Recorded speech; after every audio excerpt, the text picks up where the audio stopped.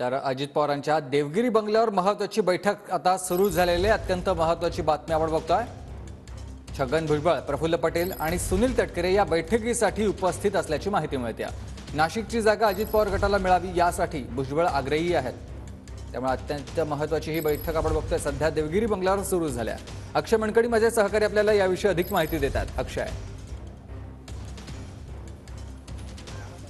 सुमित, खरं तर महायुतीची काल अमित शहांसोबत तिन्ही प्रमुख नेत्यांची बैठक जी आहे काल रात्री उशिरा दिल्लीमध्ये बैठक ही पार पडलेली होती। जवळपास 1.5 तास अमित शहांसोबत राज्यातले तिन्ही प्रमुख नेत्यांची लोकसभा जागा वाटपावरती चर्चा झालेली आहे। खरं तर लोकसभा निवडणुकीकरता राष्ट्रवादी काँग्रेस अजित पवार यांच्या पक्षाकडून 7 जागांचा प्रस्ताव जो आहे तो देण्यात आलेला होता। त्यामध्ये प्रमुख 4 मतदारसंघ म्हणजे शिरूर असेल, रायगड असेल, सातारा असेल आणि त्यानंतर हे रायगड असतील आणि त्याचसोबतच धाराशिव, परभणी आणि गडचिरोली या लोकसभा मतदारसंघांची मागणी जी आहे ती राष्ट्रवादीकडून करण्यात आलेली होती। परंतु कालच्या बैठकीमध्ये जवळपास 6 लोकसभा मतदारसंघांवरती चर्चा पूर्ण झालेली आहे आणि अजित पवार यांच्या राष्ट्रवादी पक्षाला 6 लोकसभा मतदारसंघांमध्ये निवडणूक लढण्याची चिन्ह जी आहेत ती मोकळी झालेली असल्याचं आपल्याला पाहायला मिळतं। परंतु सातारा हा लोकसभा मतदारसंघ हा आपल्या वाट्याला अशी आग्रही भूमिका जी आहे ती अजित पवार यांनी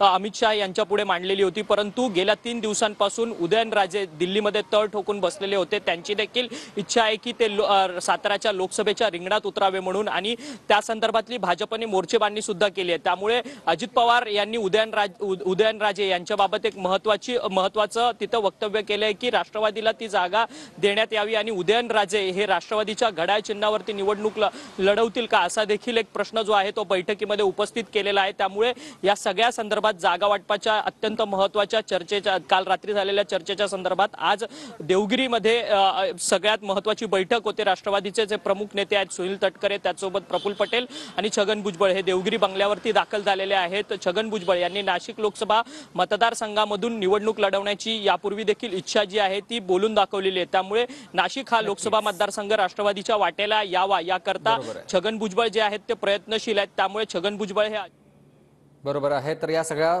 तिढा आज बैठकीमध्ये सोडवला जाईल। धन्यवाद तुम्ही दिलेल्या सविस्तर माहितीसाठी।